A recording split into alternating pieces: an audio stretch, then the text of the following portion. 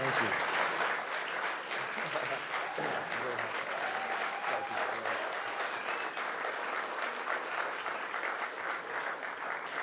All right. I'm going to, like the book, roam around a little bit and ask Booker T about various parts of his life, various aspects. I want to start more or less at the beginning. Most of you probably know that Booker T worked for, you were both in a band and I think an employee of the Stax label in Memphis. And I wonder if you have even a hunch of why so much great music has come from Memphis over the years, going back, but especially in that 60s and 70s period, Memphis was such a hotbed. It shaped you and it shaped American music in some ways. What do you think made it happen? Something in the water. Could be. No, it's a rich, fertile ground for music, convergence of blues from the Delta and gospel music coming down from the churches influenced by the Chicago gospel, country music, Arkansas, Kentucky, being played in Memphis over WSM in Nashville, and the great jazz coming out of North Memphis, the big bands, all that converging in one area, just had to produce something.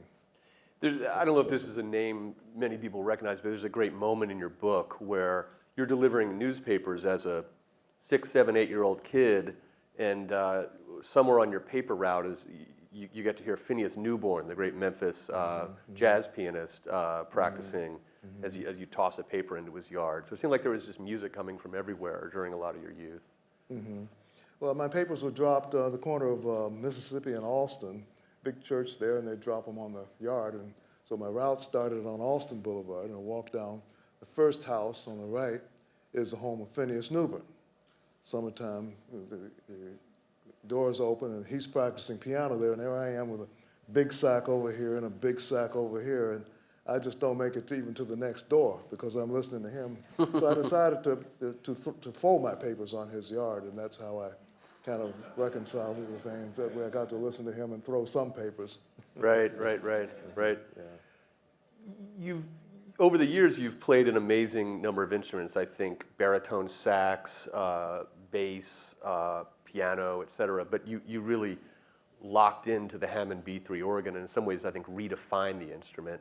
I want to talk about the Hammond B3 a little later, but what was it like the first time to play it, and what made you connect with that instrument, and it became, you played other things along the way, but that became your dominant instrument. What was different about it? What did you like about the feel, the sound, the connotation of that? First time I laid eyes on one, I was in my piano teacher's house waiting for a piano lesson, and the instrument was in her dining room along with her other wooden furniture, and just a sort of a mystical type of hypnotism when I saw it. I was just taken by the instrument, just the sight of it and just the feeling of warmth and closeness, and just felt close to it. Didn't quite understand it. Of course, I couldn't touch it. She said, no, come on in here, Booker. You don't have money enough for lessons for that. You're here for a piano lesson. So, but I finally did get a paper out, and was able to gather the $15 for the organ lesson. But you hadn't heard a note of this instrument yet. You were already attracted to it. I'd heard it played on the radio. I'd heard Ray Charles playing it. Oh. I wasn't quite sure that it wasn't the exact same model, but I'd heard the sound before and had been pretty much captivated by it. What did it allow you to do the first couple times you played it? I mean, you'd played piano, you'd played a bunch of instruments by then.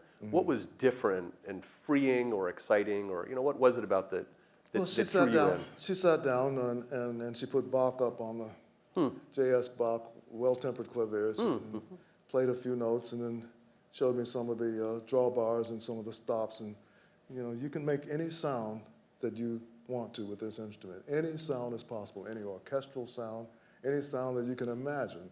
is possible with this instrument, is what she said. And then she proceeded to try to show me how to do that. Right, right. She being Mrs. Elmartha Cole, my teacher, my piano teacher. Right, right, Teaching right, organ. right. I want to come back to the organ in a few minutes, but we're here because of this book, Time is Tight, which is a wonderful memoir that spans, I think your earliest entries are from the 50s, so you've got like 6 decades or something. Most memoirs, I've read a lot of them by now, musicians' memoirs included, they might have a flashback at the beginning, but they tend to move chronologically through. They start with childhood, they end somewhere in the present typically. With this one, you made a different you made different choices, and you, often within the same chapter, you're in different states, different countries, different decades. I think you wanted to get away from the straight chronological, this happened next. Tell me why you did that and what it allowed you to, what it made possible.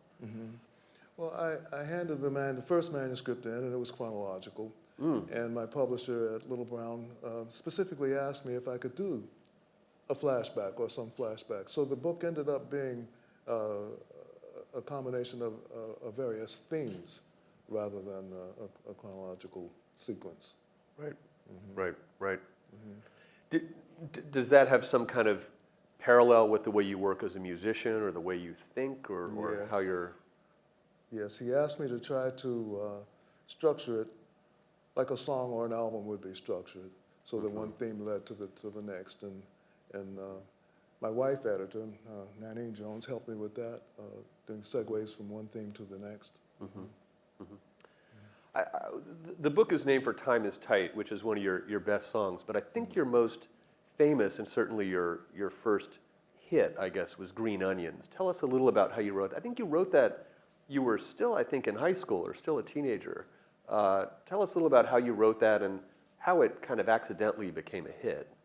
I was 17 years old, towards the end of my senior year at Booker Washington in Memphis in May or June of 1962. I had secured the job of keyboard player at Satellite Records, and our routine was to play on weekends and after school for other bands or for Stax artists.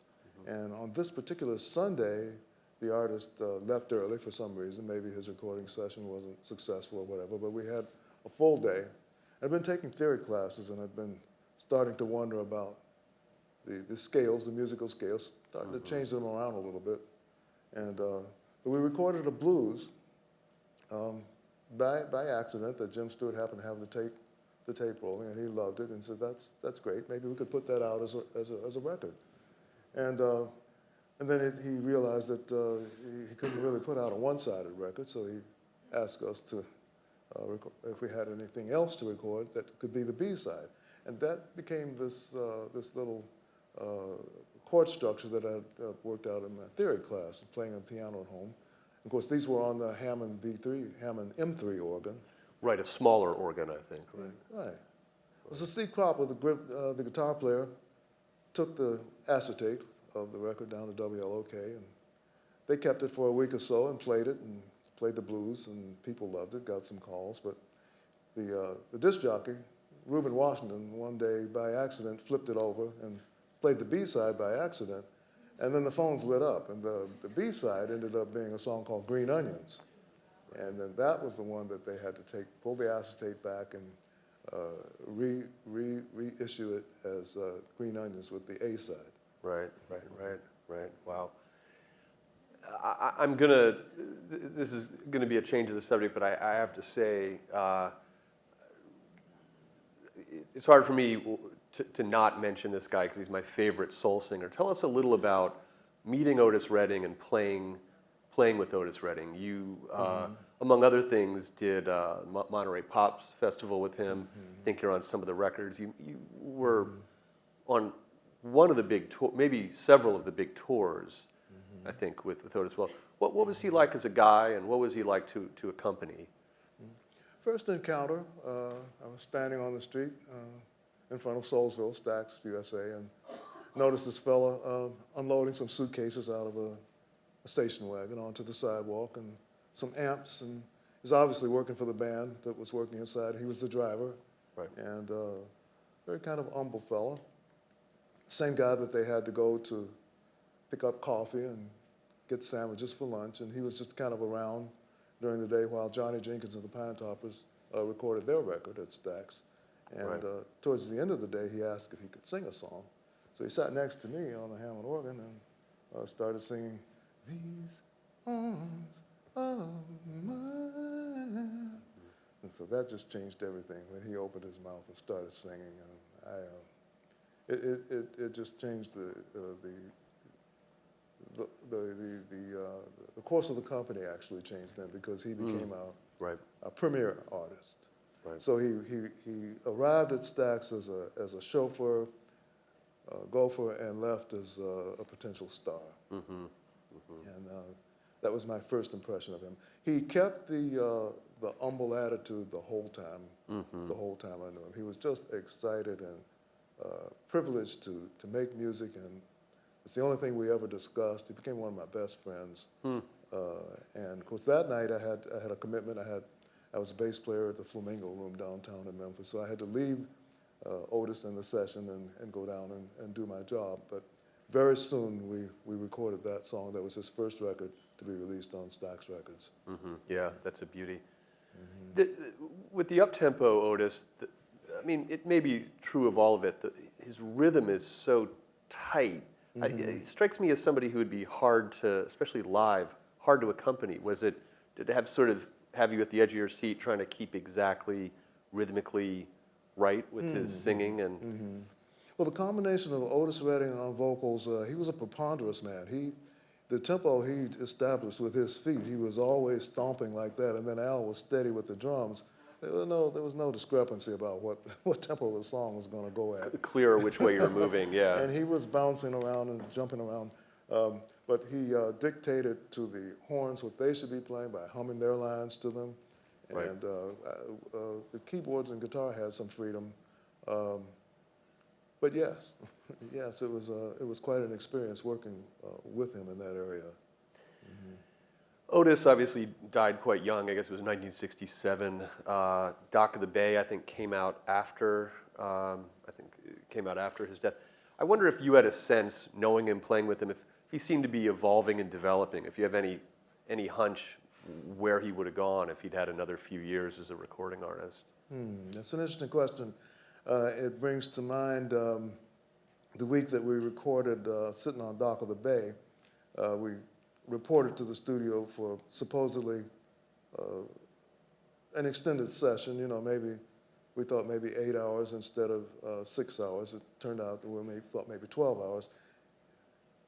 It turned out that we ended up sleeping on the floor, some of us, or sleeping and not going home, and ordering food out and completing a marathon session of a number of days. So there was some type of extrasensory perception going on inside of Otis that maybe he was sensing his own demise, because we recorded so many songs without stop in such a long extended period, including sitting on Dock of the Bay. So he was only 26.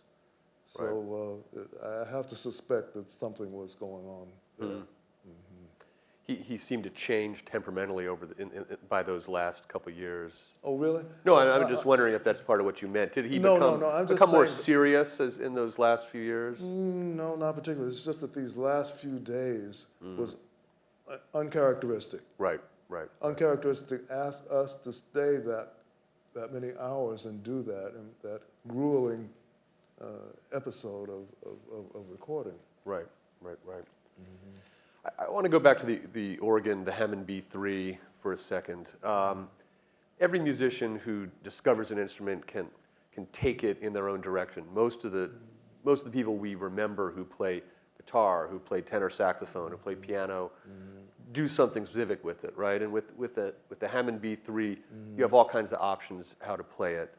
How did you define the instrument? And how did you find your way there? I mean, I think of your style as being very distinctive. You play fewer notes, you tend to hold them. You're not overly busy with it. You emphasize the groove. Give us a little sense of what you were trying to do, how you were trying to define yourself with the B3. Well, the minimalism was dictated on the floor there at Stack Studio. Al Jackson talked openly about it. Let's don't play too much. Let's keep it simple. Let's keep it accessible on a day-to-day basis. The use of the Leslie speaker was shown to me by my teacher, Mrs. Cole. I had a huge influence listening to Jimmy Smith and the way he used the staccato on the notes with one finger. I heard Earl Grant play on TV, and then there was Bill Doggett and the way he used the chords, the 5, 6 note chords. So I think my combination, my style was a combination of styles. My mother played piano. She played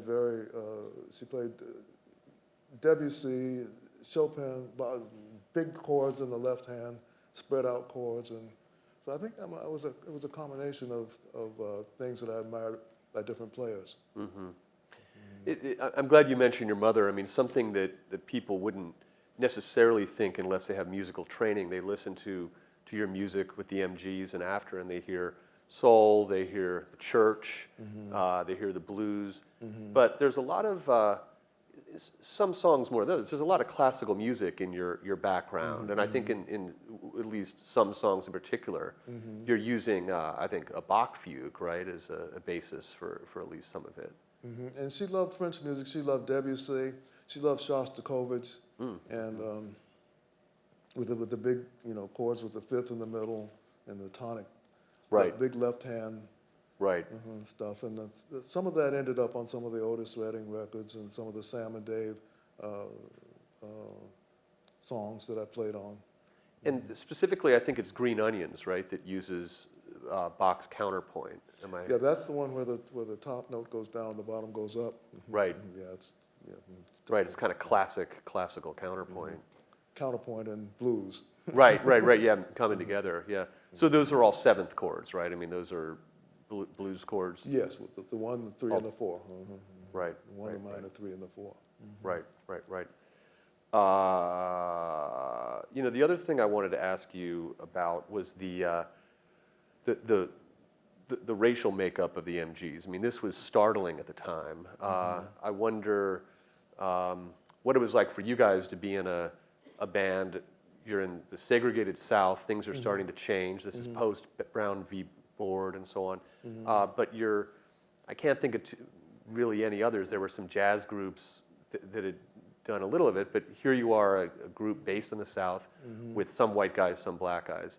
How startled were people, and what did it mean to you guys in the band? It was a coincidental, accidental occurrence. I stumbled on Satellite Records, soliciting customers for my paper route when I was maybe 12, 13 years old.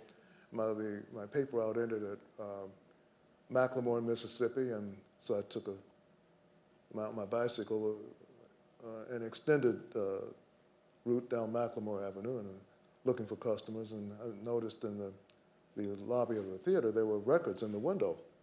So I stopped in, and it was a record shop, Satellite Record Shop, and there was a clerk standing there, and it's just, and he was a very congenial guy. He played records for me I would listen to Ray Charles and Hank Williams and Kitty Wells, and play the records without asking for any payment, and over again. And this became a habit for me. I started going by there every day after dropping my papers out, my papers off. And the clerk was Steve Cropper. He was white, and the neighborhood with the whites were moving out. The whites were moving to East Memphis, so he was one of the few whites in the neighborhood. But they had rented that theater to try to make a recording studio of it. He was one of the kids working, putting up gunny sacks on the wall. So this went on and on and on, and that record shop became a stopping off point for me for years. And then I started to notice I heard music coming from the green curtain behind, and I realized, they're making records back there. That's something I might want to do, but I couldn't just walk through and say, I could do this, I'm Booker T. Jones. And so, it was a coincidental convergence of the races there where the whites were moving out and the blacks were moving in. They came back from East Memphis to that because they could afford, that's all the money. It was $100 a month. They could afford to rent that old theater. And so, yes, people were, the people that knew about us playing together were very surprised, but they weren't outraged. We were sequestered. Jim Stewart made a sanctuary there for us. Most of Memphis had no idea what was going on within those closed doors there at 926 McLemore until the records came out. Right. The records came out, white people thought it was a white band. Black people thought it was a black band. So, and you weren't trying to make any kind of statement with that. These were people who liked playing together, and it wasn't self-conscious at first, right? they were the white people in Memphis who seemed to understand us musically. They had been in the bathroom out there at Messick High listening to the Five Royales and all the records they weren't supposed to listen to out there, and smoking cigarettes and doing them, then growing their hair long and being Elvis Presley types, you know. But that's what they were doing. They loved it, but they kept it a secret. You know, it wasn't popular. And then when they heard us play, it was what they loved. So we just converged. Right. Did it become self-conscious or a bit of a burden over time that in the press and so on, Booker T and the MGs were considered sort of a symbol or a mascot for the civil rights movement? Absolutely. Yeah. We became known as an interracial band, and people were holding us up and see, this is how it can work. The races can work together. I mean, right. You know, in 1966, 1967, but we became a family. And what family do you know that's not dysfunctional to some extent in some way? So yes, it became a weight, a burden. Right. I want to. We're going to leave the South in a minute and move on to some other parts of your career. But I want to read one. This is from the book, and this was so deeply felt. I just thought I would read it and have you comment on it if you have any thoughts. You write, growing up black in the Deep South ensures your awareness of your inequality, what you cannot do, who you cannot be, how successful you cannot become. You take on a smallness of stature, an unwillingness to overcome obstacles. And I think you wrote that soon before you left the South. I wonder if when you departed, if some of that lifted, but you're talking about a sort of psychological thing, right? That kind of gets inside you. Yeah, I'm talking about the limitation of the spirit and how you have a lesser number of expectations for yourself, and it's just a question of limitations. Did you feel those lifting when you left the South? Absolutely. Absolutely. The minute we arrived in Indiana and were able to walk into a restaurant and order food, or walk into a hotel and be given a room, or have someone say hello to you as though you're a normal human being, I think I said in the book, blue takes on a brighter hue of blue, and there's a certain light that you begin to see that you couldn't otherwise. One of the amazing things about your career is you had, fame and a hit song, and the MGs were a big band. Stax, for someone like me who came of age after this, Stax is like one of the great labels ever. So you were in the center of this incredible ferment in the '60s, and then you chose to go to, I guess it was college, go to graduate, not even graduate school, go to college at Indiana University, top-notch music program, study theory, study music. After some of this, continued touring, and then I think in 1968 you moved to California, to Malibu, and after staying in Los Angeles or Beverly Hills. Tell us about coming to California to live, what it was like in the late '60s, and what drew you, kept you here. Well, to address the first part of your question, the trip to Indiana University, I had many musical ideas in my mind, and I would hear sections of strings or sections of horns or sections of instruments whose names I didn't know, and I was unaware of, of what the relationships between these instruments were. And it wasn't something that I could do on my own. I had to have instructions in order. I had to learn how to write them down, how to put them on the score, and I could only learn that at a music school. Right. So I had no choice. I was here. I was full of music, full of whatever, symphonies, musical phrases, songs. And of course, I had heard that Hoagie Carmichael had attended Indiana University before he wrote Stardust, which was one of my favorite songs. And he put the beautiful melody together with the beautiful lyrics. So I wanted that. I needed that. I was so curious. You wanted to keep challenging yourself, it sounds like. And I needed instruction. I needed people to say, this is how you do this. This is how it goes. This is where you write the violin. This is a second violin. That's an oboe. That's the oboe part. And it's in C, you know, or this is a French horn. It's in F. You know, I didn't know that. And over the 3 years of high school, I saved $900 in anticipation for my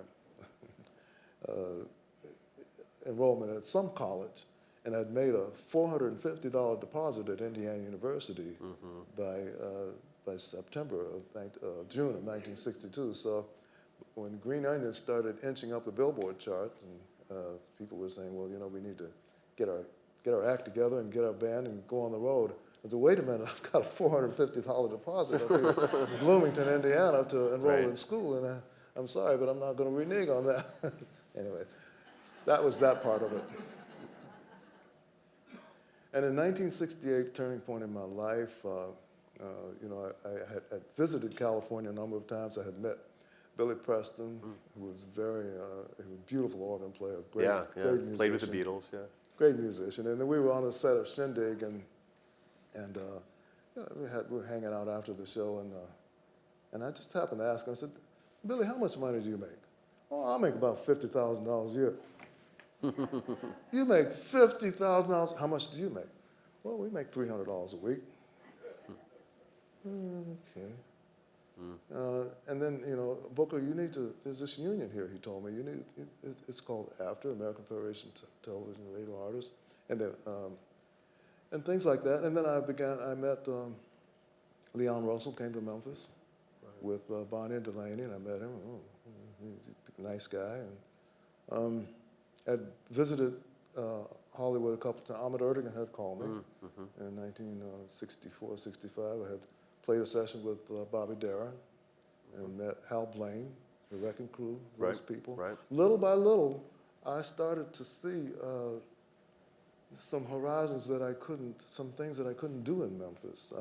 Of course, we had been listening to jazz music the whole time. Myself and my friend Maurice White and Richard Shan, we had been listening to jazz since the early 50s, and then I met Quincy Jones out here, and he had me come to New York, and I want you to hear this, Booker. It's Thad Jones, Mel Lewis band. Oh my God. Right, great bop combo. Oh my God. And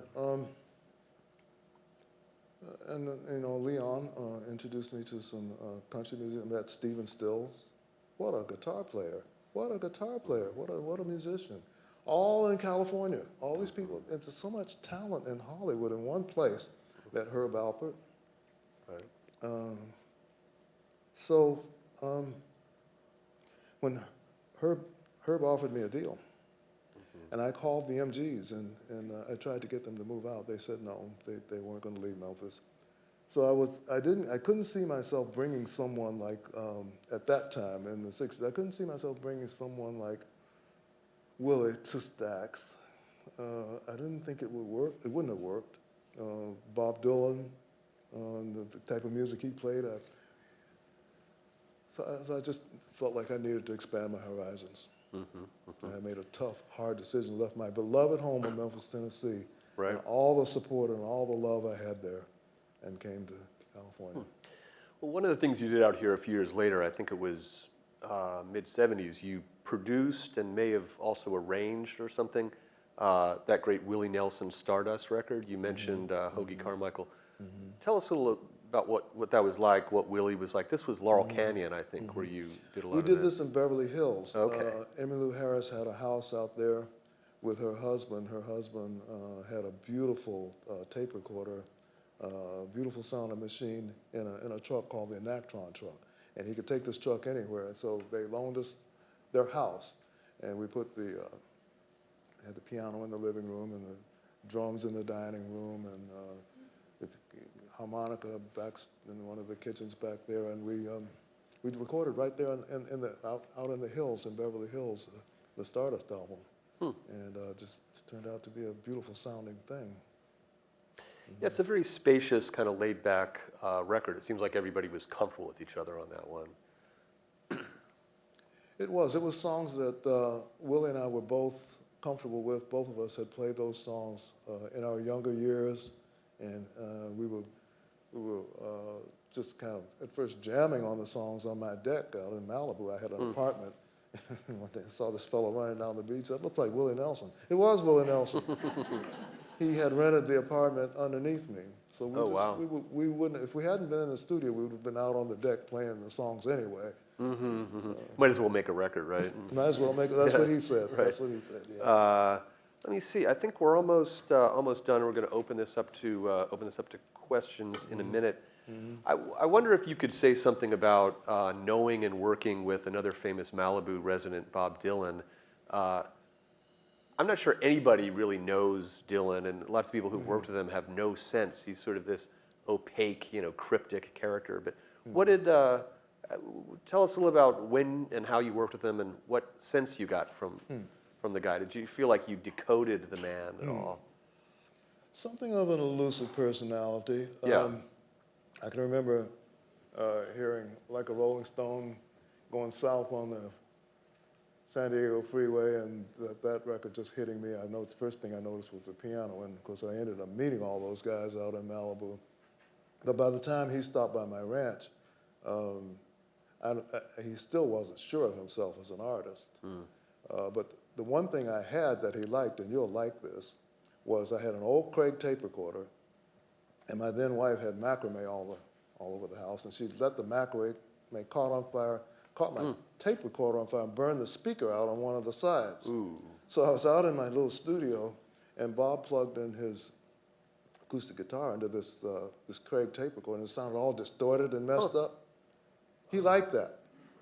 He got hooked on it and was playing his guitar through this Craig, and it sounded like a fuzz tone guitar. Right, right. So there we are, there we are out there. But in one particular moment, he sang for me, wanted to know what I thought about a song called Forever Young, the two of us out there. And he didn't know who he was, but I knew who he was. I knew he was a rock icon.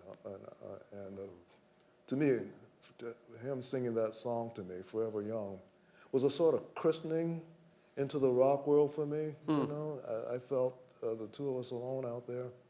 So we had a strange relationship, but we had a relationship. To the point that he asked me one night to come out to Burbank. He was working with Sam Peckinpah and Right. Jason Robards on the movie Billy the Kid. Wanted me to come out there and play bass, and I took my bass out there and played on it. On that song. I think we're going to end there and open this up. So thanks, folks. We're going to pass over to you. Ted, you want to take it? Yeah, I'm going to bring the microphone to anyone who has a question. Just a quick reminder, questions at Live Talks LA generally start with a W or an H. And sometimes a D. They are typically short. There's no such thing as a two-part question. And tonight, only Scott gets to ask follow-up questions. Thank you very much. Obviously, the death of Dr. King was a monumental tragedy for the whole country. But, you know, with Stax being in Memphis, you having an integrated band, how did that impact the music community as well as, obviously, you know, the whole world? But how did it impact, you know, your world and the music community in Memphis? Yeah. Good well, question. Thanks for that question. Yeah. Our little family there at Stax was, our only home was that little theater, we made a recording studio, and then it just had a little lobby, and it just had a restroom, and a little record shop up front. We didn't have a meeting room. We didn't have any place to eat. We didn't have a lounge. We used the Lorraine Hotel for all those purposes. We had all our meetings at the Lorraine. We had lunches there. They had a swimming pool, and it was where we went to do our functions as a company when we were small, and even when we got bigger. So it was our home. The Lorraine was. It wasn't a big famous hotel. It was the only place blacks could stay there in Memphis. We didn't even need a green book in Memphis. That was it. And so that shot that hit him there, you know, it hit us. And because that was our place. It was like if someone got shot in our own home. And it was a fatal wound for more than Dr. King. You know, and I don't think we ever got over it.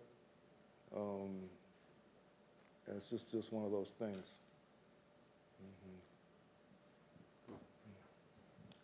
Thanks so much for coming tonight, Mr. Jones. Are you aware of any artists or groups that you think are kind of carrying on the tradition or sound of the MGs today?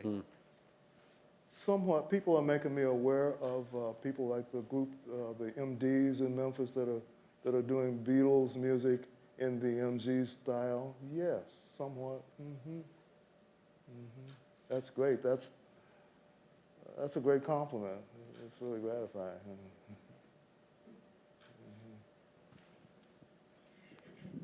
Hey, Scott. Oh, hey, Steve. I was just in Memphis a couple of weeks, and I went to the Stax studio, which is rebuilt, but it's rebuilt according to the original specs. And I always knew that it was a movie theater, but I hadn't realized till I was standing there that the recording studio is sloped, like a movie theater. And I thought, you have to really be on your toes, I mean, literally, but also you have to stay in the groove and stay playing the song while you're also trying to maintain your balance, because it was a pretty steep floor. You know what, now that you bring that up, that was always kind of unnerving to me. I hadn't thought about that. You just couldn't just walk in. You had to kind of walk, always slant down, always be careful of your balance and everything. And the piano, too, was, the left hand was kind of down. I didn't...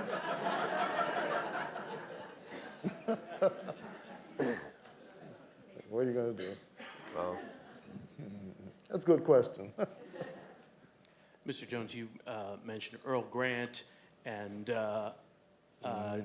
Jimmy Smith and Bill Doggett as your stylistic predecessors. I don't hear them in your playing at all. Your playing seems to have a voice that is beyond and far away from any of your predecessors, particularly in terms of tone and also in terms of note choice and feel.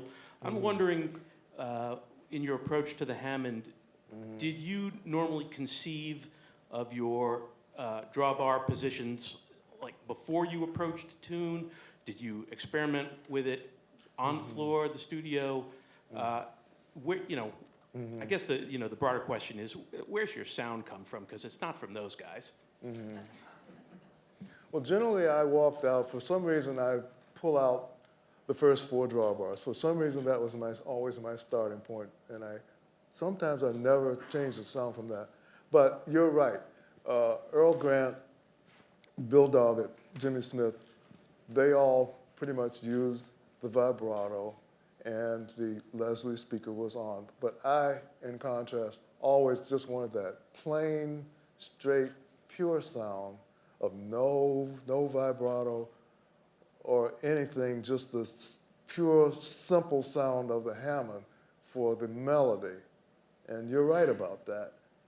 And then sometimes I'd turn it on for expression, kind of trying to make it sound like a human voice. But you're correct. Can't see you. You're in the room somewhere. Oh, there you are. Okay. Yeah, that's a very astute observation.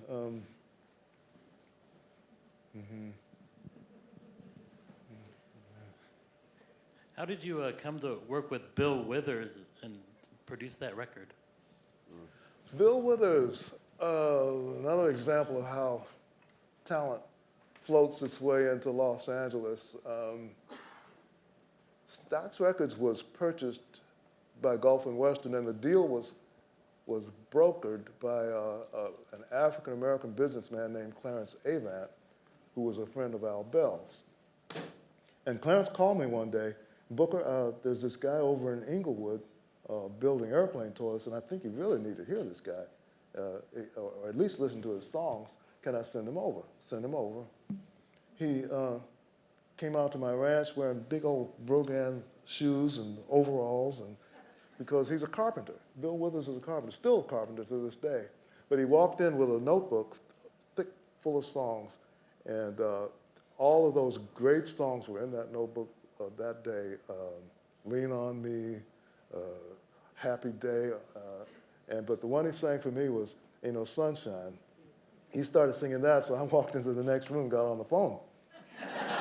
And I started calling Memphis. I called Al Jackson to come out and play drums, and called Steve Cropper, he was busy. Called Stephen Stills, he came to the studio, and that's how it happened. We walked into the studio, we were over here in Selma, or Yucca, one of those little studios over there, and Bill walks into the control room and says, Booker, who's going to sing these songs? I said, you are, Bill. And that was the beginning of his career as a singer. He walked right back out in the studio, walked up to the microphone and sang the whole record. Yeah. Mr. Jones, how about some more words about Al Jackson? I didn't hear you. Could you have some more words about Al Jackson? You want to know something about Al Jackson? I'll tell you about Al Jackson. I was at a kite contest, maybe I was 7, 8 years old, Memphis, Tennessee, Lincoln Park. Had worked on my kite for weeks. Newspaper kite, with a big Christmas ribbon on it.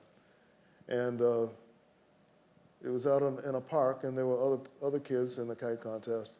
And off to the side, under the trees, there was a band playing with trombones and trumpets, trombones and saxophones, upright bass, guitar, and a little bitty kid playing drum. It was Al Jackson Sr.'s band. And I heard that music, and it just took me over. I skipped on over, let my kite go up to the sky. And it was Al Jackson Jr. playing drums in his father's band. And he was an excellent player then. He must have been 13, 14 years old, because he's about 8 years older than me. And he just set the standard there in Memphis. So that was my first interaction with him. Hello. Hi. I'm from Memphis too, and I was wondering what do you miss the most about Memphis? What was your question, sir? I said I'm from Memphis too, Yeah. and I was wondering what do you miss the most about Memphis? What do I miss the most about Memphis? I know what you want me to say. No judgment. This food-related question? You want me to say the barbecue. Right. The But I vinegar quit barbecue. eating meat a while ago, so it's not that anymore. Memphis is just such a warm, special place. I was there a couple of days ago. Didn't hardly recognize anything, but the sense of community, the warm sense of community, and the sense of support for kids is just so beautiful. It's still there with the Stax Academy, and that was what supported me. People took care of me in many ways and helped me with my education, and that's what I miss. Beautiful place to grow up. Or live. Or make a bunch of records, right? Or make records, yeah. All right. Thank you both for this event. You mentioned Steve Cropper, and his minimalist style of guitar playing in the MGs is just as recognizable, instantly recognizable as your Hammond playing. And I wondered how much influence you might have had over the development of his guitar playing, his guitar style in the band. What I have to say about him is the most original guitarist, arguably in the United States at the time. He made his own style and created it, and it became one of the main elements of Booker T and the MGs, and copied now, all over the world, especially Europe. Just such a great originator, and the first to play guitar the way he did. And it sounds like you're not taking credit for it, right? I mean, it's something that he came up with himself. The question was sort of that both of you had a minimalist, understated style, right? So it sounds like you're saying he came up with that on his own, far as you could tell. Yes, it's so different from the organ. Minimalist guitar Yeah. is so different from minimalist keyboard because he's a minimalist rhythm guitar player. Right. I would say the Stones owe him a lot. Yeah, I hadn't thought of that. That makes perfect sense, yeah. And I'm trying to think of someone else. Keith Richards, he's one of the Stones, right? Definitely, yeah. There you go. Bill Justice, I'll say that. No, not him. Bill Justice before Steve Cropper. Just the Memphis sound, I'll put it that way. The Memphis sound owes Cropper so much because he adapted it to so many types of music, so many types of blues, and so many types of R&B. And so many people came to Memphis to record there, including the Stones, because they liked the sound that you and Cropper. I mean, the Stones, I think, originally recorded some stuff there, as well as Aretha, obviously, and Dusty Springfield, and it became that Memphis sound was something that drew musicians from all over the world coming there to try to recreate it. I'll give an example. The rhythm guitar part to Time Is Tight. Two notes, pretty much through the whole song. Only two note patterns, and that's either a lot of restraint or a lot of creativity, or I mean, most people play chords on guitars. Right. We have time for a few more questions. Hi, Booker. Any experiences from Macon, Georgia? I guess Otis was from Macon. But you had the Memphis thing, you had the Macon, Allman Brothers. Was there any good stories from comparing the Macon to the Memphis experience? Not really, other than in Memphis, Jim Stewart telling Otis not to sound so much like Sam Cooke.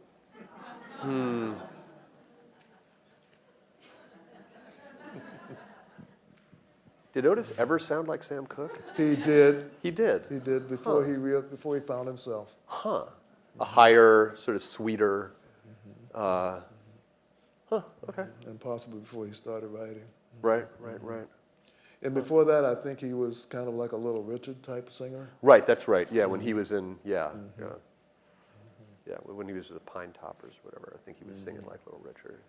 Okay, Booker, this is kind of an offbeat question here, but we're about to give birth in a month, and we put together a massive playlist of songs that we're going to be playing during our labor. A lot of your stuff is on there, but if you were to pick one song that you would want us to have our baby listen to as she's being born, which song would that be? That would have to be Green Onions. So the baby can bop in.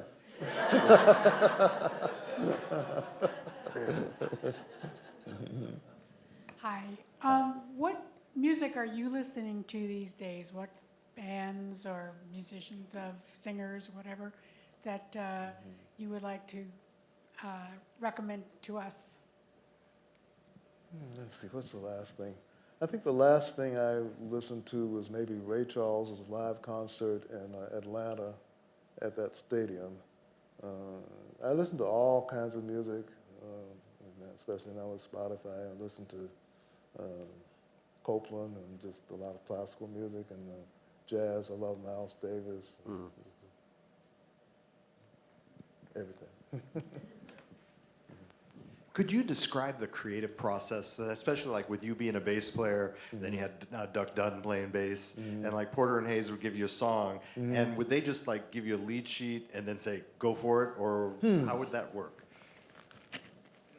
Oh, everything in between. I'll describe a song that we recorded called Baby. It's on my new album. It was written by David Porter and Isaac Hayes, and we wrestled with that thing for 2 weeks before I took it home one night and ended up with a Motown-type bass line on it and the classical-type piano on it. It's just, there are no rules. There were no rules, but we just pretty much tried everything to see what would work until until we were just practically sick of something, you know. That did happen with a few songs. But yeah, many times they would go through changes, sometimes it would just fall right into place. So there's just no way to really, there's no one road we went down with a song. Time for one more question? Anyone? How are you doing, Booker? I'm fine. Yeah. Thank you. I think, you know, we're in a very, very interesting moment culturally. And I think along with that, of course, you're aware there's been quite a resurgence in interest in R&B, and certainly, you know, the root elements of R&B. And what would you attribute that to at this time? And I could narrow that down some also, because I know that's pretty wide. Well, it's America's music. It's, you know, some of the few types of music that originated here in America, and it's accessible. It's very often music that will lend itself to many occasions, you know, weddings, funerals, you know, all sorts of life-giving opportunities. But it's the music of America. You know, it isn't, classical music didn't start here. The blues did. Country music started here, and R&B is kind of a mixture of those. So I think you could really call it America's music, and so I don't think it'll ever go away. I think we'll always have R&B. Final question, Booker. There's a quote in your book. I think it may be on the jacket. It says, "I think of musicians as a brotherhood with a purpose, and our purpose is being realized right now." So if I have anything to say, it's about that. What music means to people, what we can give people with our work, whether they use it for pleasure or for spiritual events, weddings, or just living day to day.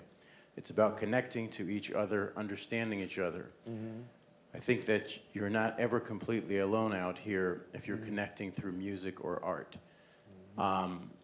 What can we do so that is better realized? Well, we have a great advantage now when it comes to music. We have so much more access to music than we did when I started listening to music. I had to go out to Sears Roebuck and, you know, 30 minutes away just to hear a phonograph, you know. But now we have access to practically everything because of the internet. And so while business-wise that may have made the situation difficult, as far as access goes, it's just wonderful. And music can keep us from feeling and being alone. It's a way that we connect. You know, there's a spirituality to it and an extra element to it that connects human beings. Well, with that, thank you very much, Booker. You're welcome. Thank you, Scott. Thanks, folks. Thank you for having me.